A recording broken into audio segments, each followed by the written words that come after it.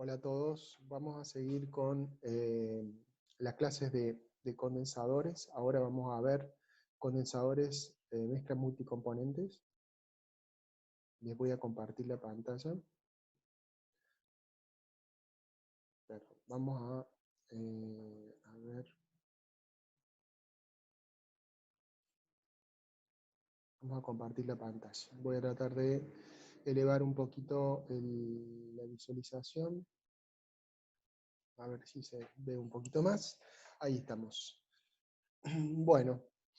En este caso tenemos una mezcla multicomponentes, un condensador multicomponentes, a ver de qué tipo, horizontal por carcasa, ¿sí? Vamos a hacer un horizontal por carcasa. Son ejercicios tipo base, así que tienen mucha explicación, tienen muchas acotaciones, esas las hemos ido haciendo con el objeto de que les quede un poco más claro, esperemos que sea así.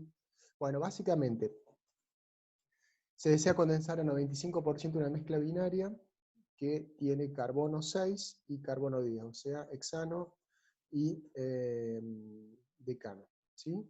El condensador ingresa 40.000 libras horas de vapor que opera a 1,5. ¿Sí? Esa es la presión de operación. Esto es la presión manométrica. Debiendo a la salida disponer de 1,1. O sea, acá tenemos un rango de 0,4 kilogramos sobre centímetro cuadrado, el delta P máximo. Bueno, para la operación usamos agua a 25 grados como refrigerante, con un salto térmico de 30 y una delta P de 0,5. ¿Sí? O sea, de 25 puedo sumarle 30 grados. El equipo debe ser dimensionado para disponer de un periodo de un año que tiene un RD de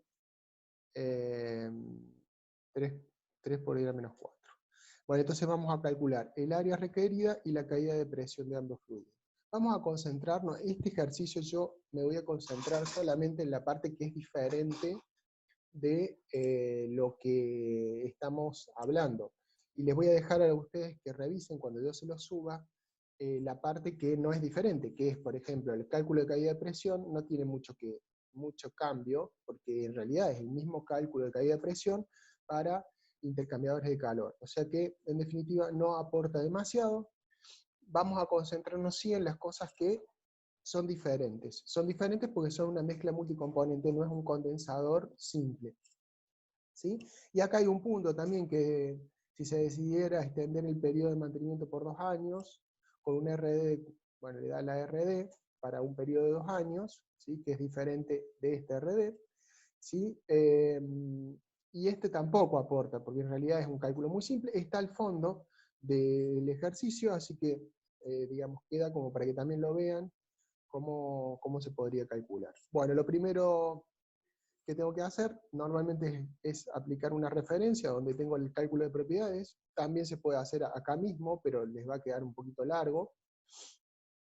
Y bueno, ¿cuáles son los datos iniciales? Entonces, 40.000 libras hora, una presión manométrica de 1,5, la presión de operación, bueno, esto en el archivo de propiedades se cambia directamente, ya viene de allá, una presión de 2,45 porque se sumó una atmósfera, temperatura de entrada del agua, salto térmico del agua, temperatura de salida que da. Fíjense que acá lo que estoy definiendo ya es la temperatura de entrada y salida, con lo cual el caudal del agua va a quedar totalmente definido. Tengo un factor de ensuciamiento para 1 año y un factor de ensuciamiento para 2 años. Eso es lo que dijimos que no lo íbamos a ver en realidad. La caída de presión para el agua y la caída de presión para los hidrocarburos. O sea que ya tengo definida mi situación. ¿Qué más necesito saber? Bueno, ¿cuál es la fracción en peso? Acá tengo la fracción, hay mucho hexano y hay algo de decano, y los pesos moleculares de ambos componentes. Acá hay una aclaración, y que creo válida, que hay que tener cuidado cuando ahora empezamos a trabajar con moles en MATCAT, porque no reconoce el concepto entre libra mol y gramo mol. Entonces, si van a trabajar, lo que les pido es que mantengan una unidad cuando hacen las operaciones. Es decir, no cambien de unidades de másicas, porque si cambian de unidades másicas, existe la posibilidad de que lleven un error. Entonces, si trabajan con libras, trabajen todo con libras, para que después sea libra-mol, y si trabajan con kilogramos, trabajen todo con kilogramos o gramos, para que sea gramos-mol. ¿Sí? Bueno, básicamente lo que habíamos visto en el teórico inicial, cuando les expliqué cómo se funcionaba, acuérdense, nosotros estamos trabajando con una fracción en peso, normalmente trabajamos en fracciones en peso cuando hacíamos intercambiadores de calor, ahora lo tenemos que cambiar a fracciones molares. ¿Por qué lo hacemos esto? Porque todos los trabajos que vamos a hacer con las mezclas multicomponentes, con la fisicoquímica de esa mezcla, necesariamente tiene que estar en moles. Entonces lo vamos a hacer así. ¿Cómo se hace? Bueno, la fracción que tengo en peso que ya sacamos por la alimentación me da la cantidad de libras hora de cada uno de los componentes. Una vez que tengo las libras hora de cada componente, puedo perfectamente dividir por el peso molecular. Este peso molecular ya lo tenemos, allá arriba lo habíamos definido, en la parte superior, para que no queden dudas. Acá lo habíamos definido, entonces aplicando esta corrección con su correspondiente subíndice, puedo obtener la cantidad de moles hora. Como verán, son valores mucho más grandes, pues la cantidad de moles cambia. Entonces, el caudal de alimentación, ya hago la sumatoria de esto y obtengo el caudal de alimentación. Con lo cual, también puedo calcular las fracciones molares de la alimentación. O sea, voy a tener 93,7 de hexano y 0,063 de carbo. ¿Sí? Entonces, como habíamos dicho, ¿qué es lo que tengo que hacer? Lo que tengo que hacer es calcular cuál es mi salto térmico que tiene la condensación, es decir, arranca condensando a una determinada temperatura y termina condensando a otra temperatura. ¿Sí? Vamos a calcular eso calculando el punto rocío y el punto burbuja. El punto rocío lo calculo sabiendo que tengo dos componentes, aplicando las ecuaciones de equilibrio de los dos componentes con una temperatura de rocío con una ecuación de equilibrio que tiene en cuenta la temperatura de rocío. Este es una incógnita, como también es una incógnita las fracciones molares de la primera gota de rocío. La sumatoria tiene que ser igual a 1. Entonces, haciendo un give and find, ¿sí?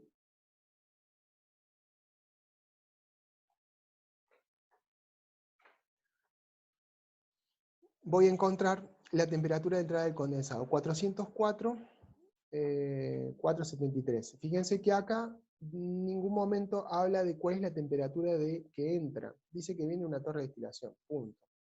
Por lo tanto, si viene una torre de destilación, viene saturado. No hay que hacer ninguna operación.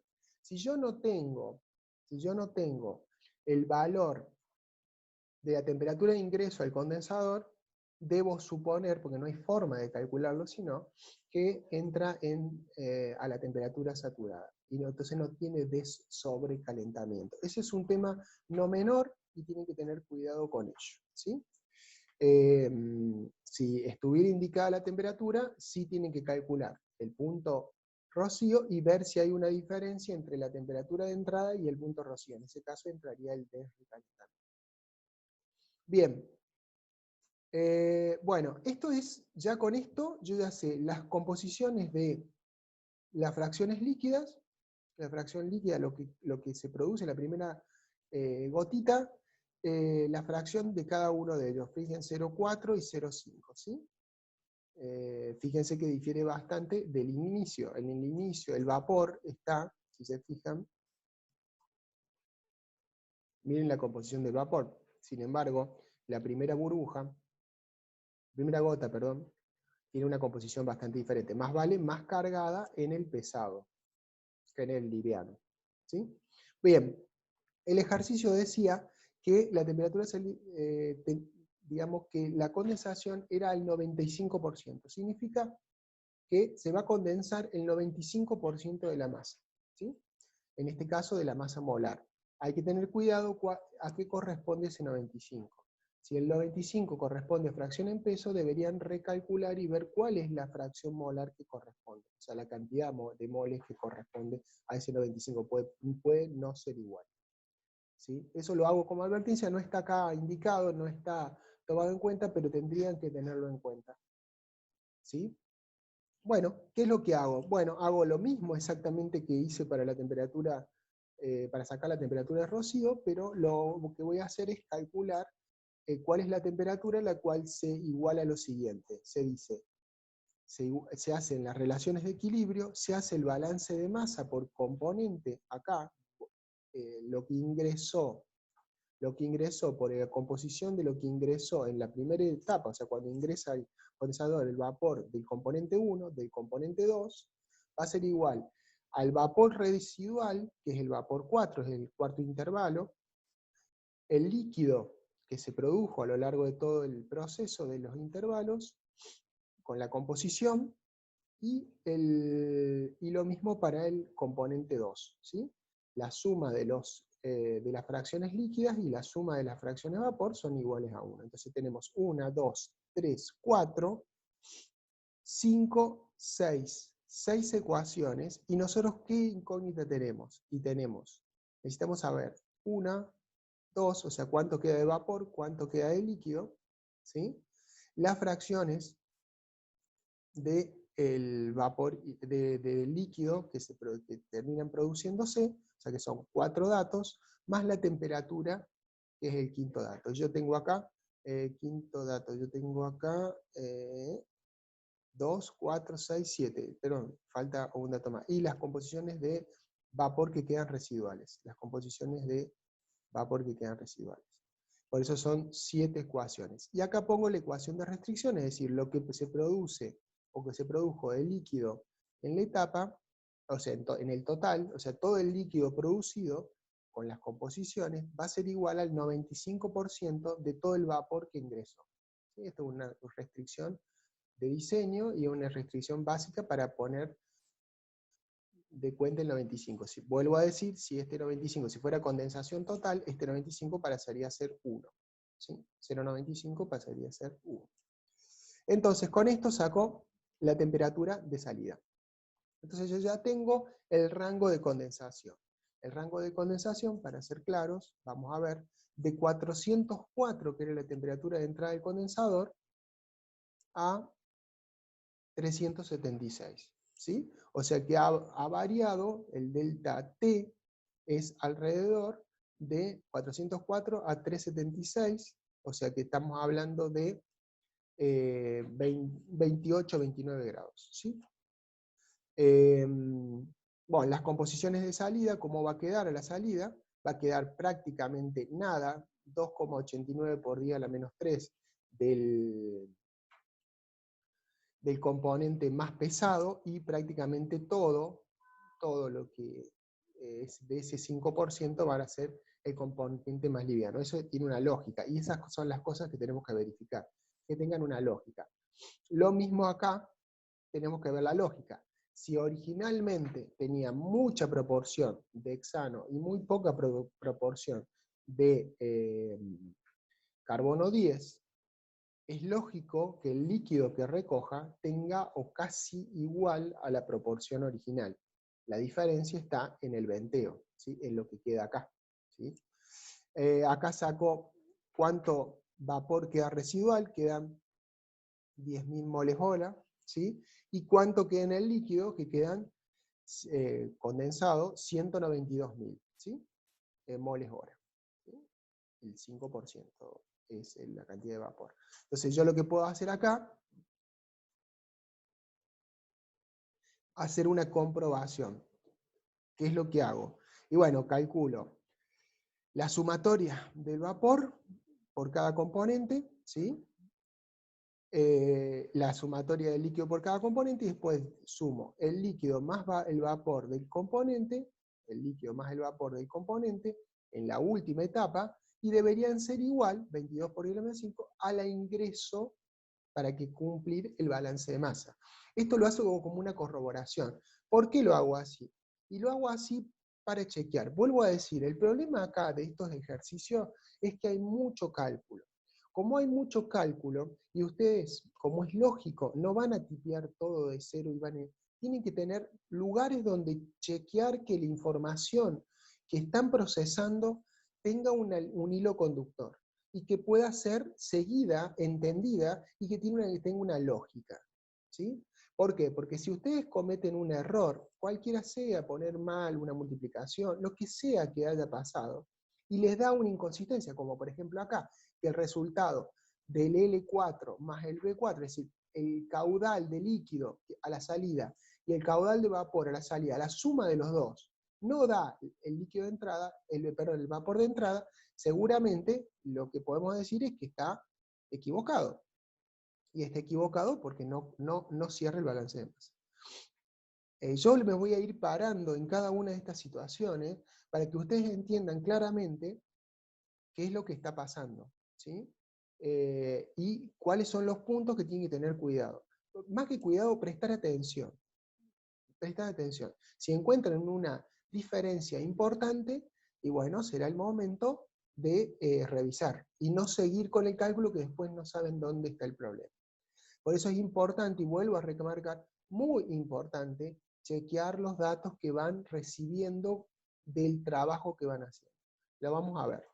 Bueno, una vez que yo tengo la temperatura de entrada y la temperatura de salida, yo tengo el rango de condensación. Si yo tengo el rango de condensación, voy a cortar en rodajas al intercambiador, como habíamos dicho en el teórico.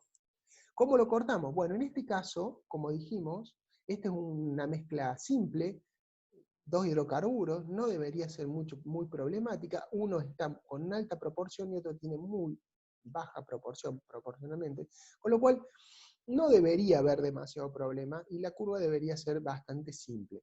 Como la curva es bastante simple, yo lo voy a dividir en intervalos iguales, que es esta diferencia, o sea, la temperatura de entrada, la temperatura de salida, dividido 3, nos da 9, o sea, yo voy a tener 3 intervalos, o sea, voy a tener 4 temperaturas. Entrada, primer intervalo, segundo intervalo, tercer intervalo y salida. ¿Sí? Con lo cual, con este simple cálculo, podemos obtener la temperatura de entrada, la temperatura de salida y las temperaturas intermedias.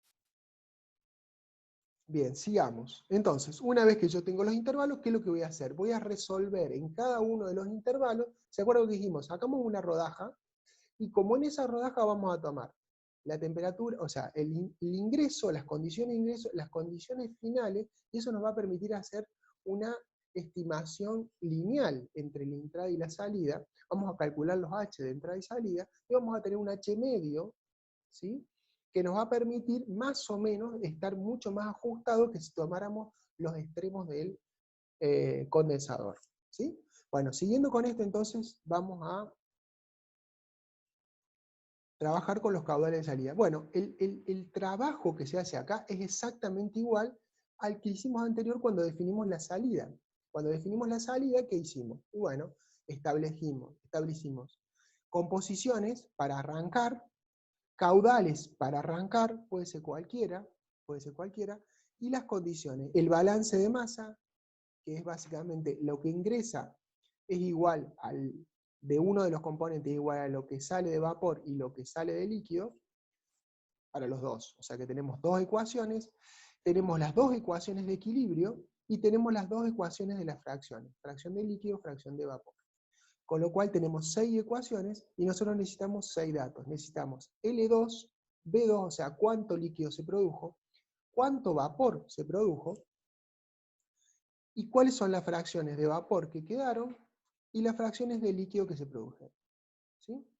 Haciendo esto que estamos haciendo en el intervalo 1 se va a repetir para el intervalo 2, para el intervalo 3, para el intervalo 4. ¿Sí? Para el intervalo 3, perdón, y a la salida ya lo tenemos al dato, así que vamos a hacer 3 cálculos. ¿Sí? Bien, sigamos. Con esto vamos a calcular la temperatura del intervalo de salida. Esa temperatura nosotros ya la teníamos, ¿sí? ¿Dónde la teníamos? Y sí, porque en este caso ya la temperatura no es una incógnita, fíjense que no está puesto acá. En el otro caso sí necesitábamos calcularlo, pero acá yo tenía el valor, 395. Fíjense, perdón, 395. O sea que estoy cumpliendo con ese valor, pero porque ya lo tomé como referencia, ¿sí? Cuando evalué la temperatura, acá puse T2, ¿sí? Que es la variable. ¿Sí? La definí, entonces el resultado me sale consistente. ¿Y qué hago como verificación? Y bueno, hago como verificación que la cantidad de vapor que va a continuar al intervalo 2 y el intervalo 3, más la cantidad de líquido que va a continuar hacia el intervalo 2, la suma de las dos es igual al ingreso, ¿sí? Básicamente hago un balance de masa. Siempre lo voy a verificar. Si lo verifico, estamos bien. Es una verificación que a lo mejor es relativamente simple, pero está bueno hacerlo. Bueno, acá están las composiciones de cada componente. ¿Por qué son importantes? Porque después cuando hagamos el balance de masa general, vamos a poner esas composiciones. Y nos van a servir para ver la lógica, y les puedo asegurar que muchas veces cuando hay errores, las pueden detectar por ahí. Les digo por experiencia. Bueno, el intervalo 2 es exactamente igual. Saco esta temperatura, ya la tenía, saqué todos los parámetros, hago la corroboración, y en eso no hay mucho problema, ¿sí? Y después voy a hacer lo que yo les decía, un resumen del balance de masa. ¿Por qué lo voy a hacer? Y bueno, primero voy a establecer acá las temperaturas, para verificar que las temperaturas se den respetado. En realidad eso no hay mucho problema. Los caudales de líquido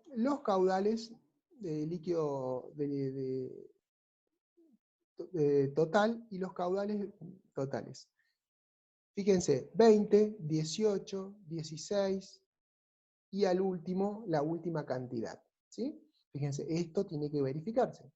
Fíjense que habíamos calculado que eran 10.000 moles y acá efectivamente está. Fíjense cómo cae la curva con mucho más, más importante en esta última parte. ¿Sí? Bien. Los caudales de líquido por intervalo, ¿sí? Fíjense, es en el intervalo, o sea, en el ingreso no se produjo todavía vapor, por eso está en 0. Acá se producen 154, perdón, 14.538, y acá se produce mucha cantidad de líquidos. El líquido se produce básicamente en la última parte de la condensación, cuando la temperatura baja bastante. Cuando me saqué bastante el C10 que me estaba condensando mezclado, ¿sí? Y el líquido producido por intervalo, como es lógico, es la diferencia entre cada uno de estos, ¿sí? Es decir, acá no se había producido, la diferencia entre este y este me da esto. La diferencia entre esto que se produjo, ya está producido, menos esto, me da esto. Y la diferencia entre esto y esto me da esto. Fíjense las cantidades: 14, 23, 153. ¿Sí? Esto es necesario hacer esto para ver si hay alguna inconsistencia. Por ejemplo, si ustedes tuvieran, cuando hacen esta diferencia, una fluctuación muy grande, habría que ver, por eso esto es toda experiencia, pero habría que ver la mezcla, y ustedes saben si las mezclas son muy disímiles, si son similares, para ver si hay una inconsistencia. Lo que es importante acá es tratar de entender las inconsistencias, porque eso nos va a decir dónde está el problema, o al menos qué es lo que está pasando, o al menos si hay algún problema o algo raro en el cálculo. Vuelvo a decir, es muy difícil calcular, ustedes no van a poder hacer cálculo por cálculo, por eso lo estamos usando con MATLAB. También otra forma de ver las inconsistencias es a través de gráficas, ¿sí? Como por ejemplo esta. Disculpen, pero está medio lenta la máquina. Está avanzando lentamente. Bien, acá. Bien, fíjense que esto mismo que hablábamos es lo mismo que decimos. Fíjense que al principio la condensación va despacio y después tiene una abrupta caída, como es lógico, el líquido también tiene una abrupta subida, todo lo contrario. Ahora, fíjense que los caudales, acá hay una aclaración para que ustedes tengan en cuenta que el gráfico muestra moles por segundo, ¿sí? No moles por hora. ¿Sí? ¿Por qué lo hace? Porque toma la unidad mínima. Es una cuestión de MATLAB. No es grave, ni bueno ni malo, sino que es grave. Pero bueno, acá si ustedes tuvieran un pico así, a veces yo he visto ejercicios resueltos de alumnos que tienen un pico acá se va, o algo que se va para arriba, bueno, está marcándole que hay una inconsistencia, hay algo que no está bien. Y por eso es que es importante graficar, ¿sí? Bueno, esto es para definir caudales molares en los intervalos, y esto es para graficar, ahí se los muestro. A ver. Haciéndolo de a poco me genera un poco más de demora. Fíjense, acá también podemos ver si hay alguna inconsistencia o no, ya que, fíjense, le di demasiado.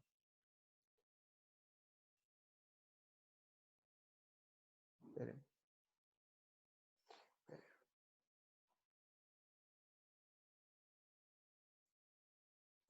Vamos a tener que avanzar con el...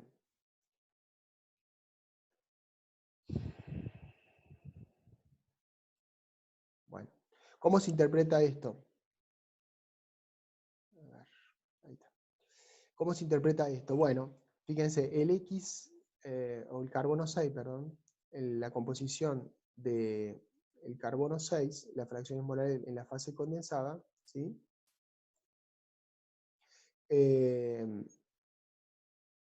Va a subir, y al inicio tenemos mucha proporción de la fase condensada del decano, y va a ir bajando. ¿Por qué? Porque condensa al principio, este condensa menos, y después va subiendo. Eso tiene una lógica, y está bien que sea así, ¿sí? Fíjense las proporciones cómo cambian acá. Inicialmente, las relaciones poco de hexano, o al menos de la mitad, y después esta relación va a ir cambiando abruptamente hasta llegar al valor que habíamos calculado en la salida, ¿sí? Esta consistencia está buena, que la vean también. En el caso de las fracciones, perdón, en el caso de las fracciones de vapor, disculpen, pero me demora mucho la computadora en el procesamiento de los datos. Bueno, a ver, si vemos esto. Si vemos esto, fíjense, la fracción molar de la mezcla vapor, acá había una baja proporción, y esa baja proporción se va extendiendo, y acá prácticamente se hace nula. En contrapartida, esta tenía una alta proporción, 0,97, ¿sí? 1,93, perdón, pasa a prácticamente ser el 100% acá y condensar el 100% de lo que se produce, ¿sí? Vuelvo a decir, en estos casos, este caso es un caso bastante simple, pero podría ser bastante más complicado, poder haber más componentes, y eso está bueno mirar a ver si hay la lógica. ¿Por qué? Porque, vuelvo a decir, nosotros tomamos datos, calculamos propiedades, y esas propiedades, si hay algún error en las propiedades, lo vamos a ver en este tipo de información. Bien, bueno, ya hicimos una parte importante, que es definir la mezcla, y la podemos graficar, cómo es la mezcla, ¿sí? La propiedad es cómo va condensando, esa parte ya la definimos. Ahora lo que tenemos que hacer es hacer la parte, una vez que está definida, sé la cantidad que condensó en el primer intervalo, la del segundo y la del tercero. Como ya lo tengo, lo que tengo que hacer es ver qué impacto tiene eso sobre la energía, porque en definitiva, ¿para qué hago esto? Y lo hago para sacar los calores de cada uno de los intervalos, y después poder sacar el calor total y poder sacar los U de cada intervalo. Pero para empezar, tengo que sacar el calor, ¿sí? Para poder sacar el calor, no tengo otra cosa más que hacer que ponerme con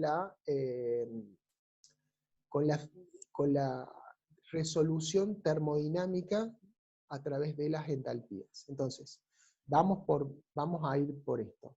La entalpía del líquido, ¿sí?, de lo que se produzca del líquido, va a ser de 273 hasta la temperatura que tengamos de cada intervalo, por el Cp del líquido. Cuando hablamos de Cp del líquido, tenemos el Cp de cada una de las temperaturas. Acá tenemos los componentes, 1 a 2, los dos componentes, en el I, y en el J, cada una de las temperaturas de los intervalos. Con lo cual podemos hacer la siguiente matriz, donde tenemos el C10 y el C6 y el C10, y podemos sacar los delta H de líquido, ¿sí? Los H, o delta H o H de líquido en cada uno de los puntos, ¿sí?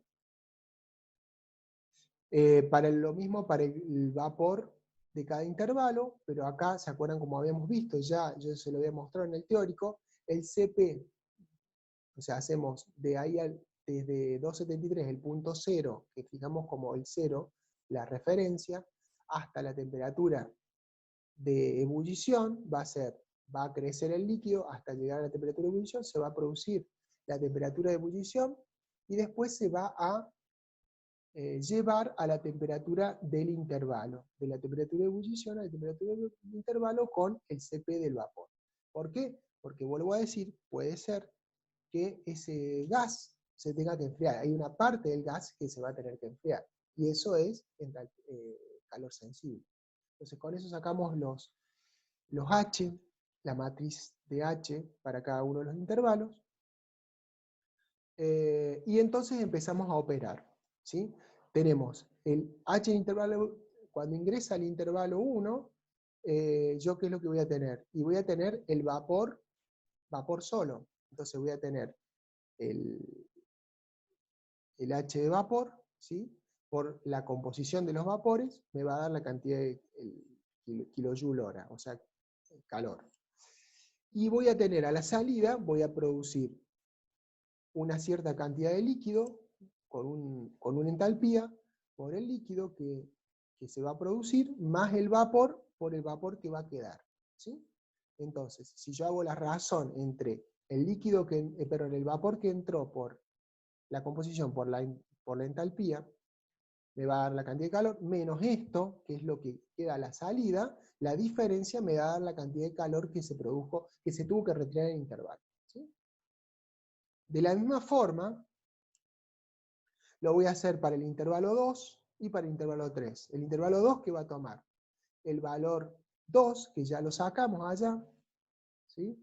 El estado inicial, o sea, ahí así entra el intervalo, queda en el intervalo 2, con esta cantidad de calor, y en el intervalo 3, ¿qué va a pasar? Y bueno, se va a producir líquido, en la sumatoria, el líquido sumado hasta ese momento, por la entalpía a esa temperatura, más la entalpía del vapor que queda residual después de condensar, y la diferencia entre este estado entálpico y este estado me va a dar el calor. Lo mismo hago para el intervalo 3. Con eso puedo sumar y sacar el calor por intervalo, ¿sí?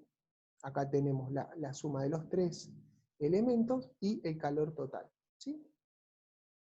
Bien, una vez que tengo eso, una vez que tengo el calor, bueno, yo ya llegué al calor y al calor por intervalo, ya sé lo que tengo. Entonces, ¿qué tengo que hacer? Y bueno, puedo ver del otro lado, es decir, del lado del refrigerante, y poder resolver el lado del refrigerante, ¿sí? ¿Cómo lo resuelvo? Y bueno, yo saco la temperatura media para sacar propiedades, sabía cuál era la temperatura de entrada y la temperatura de salida, si mal no se acuerdan cuando empezamos a hablar de cómo era la condición, eran 30 grados creo, o algo así, con lo cual puedo sacar el caudal de alimentación. Ese es el caudal de refrigeración para ese calor total que calculé, ya lo calculé acá, con lo cual yo ya sé cantidad de calor total a tener. Entonces, yo puedo sacar la temperatura del agua en cada uno de los puntos, o sea, al inicio, a la salida, en el tercer intervalo, en el segundo, en el primero y a la entrada. Son 4 temperaturas. Acá tengo las 4 temperaturas: temperatura de ingreso del agua, de ingreso del agua, de egreso del agua, o sea, de 2,98 a 3,28, ¿sí? Y la temperatura de vapor también la tengo acá, ¿sí? Con lo cual, con esto, yo perfectamente puedo calcular delta T medio logarítmicos, ¿sí? Y puedo también calcular la curva de condensación. Fíjense cómo es la curva de condensación, ¿sí? La temperatura del vapor va variando así, y la temperatura del agua va siendo prácticamente una línea recta, porque en todo momento está condensando, ¿sí? Bien, bueno, hasta ahí, o sea, fíjense, a ver, perdón. Vamos a bajar. Quería mostrarles una cosa acá, aunque sea un poco lenta. Fíjense un poco lo que habíamos hablado acerca de, como verán, esto hace una panza acá. Si yo tirara una línea desde este punto a este punto, lo que tendríamos sería una línea que no se relaciona con estas partes donde va cambiando la relación. En cambio, si yo puedo hacer un intervalo acá, un intervalo acá, y un intervalo acá, ¿por qué esta diferencia? Por el tema de la cantidad de energía, ¿no? ¿Se acuerdan? Acá había mucha energía en el tercer intervalo, menos acá y menos acá, ¿sí? Pero fíjense que la curva de condensación es bastante diferente a lo que debería ser, no es una línea recta, acá sí es básicamente una línea recta, ¿sí? Y eso podría llevarme a tener errores, ¿sí? Bien, ¿qué es lo que sigue ahora en el cálculo? Bueno, lo que sigue en el cálculo es calcular el calor sensible de la fase vapor. ¿Por qué tengo que calcular el valor sensible? Porque si mal no se acuerdan, yo les dije que cuando hacemos multicomponentes, si quieren se los puedo buscar. Vamos a ver, vamos a bajar esto y vamos a compartir pantalla con lo que hemos visto de condensadores. Fíjense, ¿se acuerdan? A ver, vamos a ir a lo que les quiero mostrar, que habíamos hablado. Resumen de balance de masa, eso lo estuvimos viendo. Caudal de fluido refrigerante, calor acumulado. Bien. Fíjense, lo que decíamos acá. Nosotros lo que vamos a hacer es vamos a calcular el calor sensible, es decir, acuérdense, el gas entra a una temperatura, pero no todo condensa apenas entra, sino que va desarrollándose. Cada vez que va bajando la temperatura, hay un calor sensible del vapor que se va enfriando, como vapor se va enfriando, para llegar a la presión de vapor para condensar. ¿Sí? Esa mezcla va cambiando, va evolucionando. Entonces, esa situación la tengo que contemplar a la hora de hacer el coeficiente global de transferencia de calor. De hecho, vamos a basarnos en calcular la relación calor sensible del intervalo, de cada uno de los intervalos, con el objeto, bueno, de después colocar este valor y el H de gas que se enfría, lo vamos a incorporar como una de las partes para hacer el cálculo del U. ¿Sí? Vamos a volver a compartir con el condensador multicomponentes. Bien, bueno, se está haciendo medio tarde, así que vamos a ver esta parte de calor sensible y después voy a continuar con este tema con el resto del cálculo, porque se ha hecho medio largo. Bien, entonces, ¿cómo hacemos el calor sensible? Y básicamente hacemos el CP del vapor desde un intervalo hasta otro intervalo, ni más ni menos, ¿sí? Cómo va variando para cada componente. Acá tenemos componente, acá tenemos el intervalo, cómo va variando para cada componente. Es decir, si yo arranqué ese vapor, la cantidad de vapor, esto acá vamos a salir el delta H, pero después lo vamos a multiplicar por la cantidad de vapor. El vapor que ingresó, ¿sí? Estaba saturado, pero empezaba a condensar, pero no condensa sino hasta los 25 grados de diferencia. Entonces, en la primera etapa, yo voy a tener entrada y salida, lo que salió, lo que está saliendo acá, perdió toda esa temperatura sin condensar.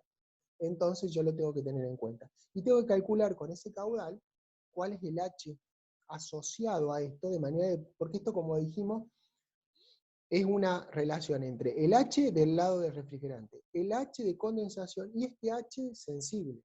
Los tres tienen que ver con la condensación. El H de condensación lo vamos a calcular. El H sensible lo estamos por calcular ahora, y el H del otro lado lo vamos a calcular para el líquido refrigerante, ¿sí? Entonces, ¿qué vamos a hacer? Y bueno, el calor sensible del intervalo va a ser la media de la entrada, ¿sí? O sea, de la entrada y a la salida, porque yo a la entrada, para que quedemos claros, A la entrada yo entré con un caudal, a la salida yo me quedé con un caudal diferente de vapor, pero en el medio hubo vapor que se fue condensando. O sea, que fue bajando su temperatura primero y después condensando. Entonces, para tener una lógica de cálculo, yo no puedo tomar solamente lo que quedó acá sin condensar, porque hay parte de eso que varió, fueron 9 grados por cada intervalo. O sea, si son 9 grados, hay 2 o 3 o 4, 5, 6, tomo un valor medio. ¿Qué tomo? El caudal inicial, el caudal final del intervalo, saco el valor medio. Por eso es que acá estoy haciendo el valor medio multiplicado por esta diferencia de temperatura, diferencia de calor sensible en el intervalo. ¿Sí? Haciendo esto, yo voy a sacar el calor sensible y después, con el calor total del intervalo, porque yo lo sacamos en el balance general, global general, voy a sacar la fracción de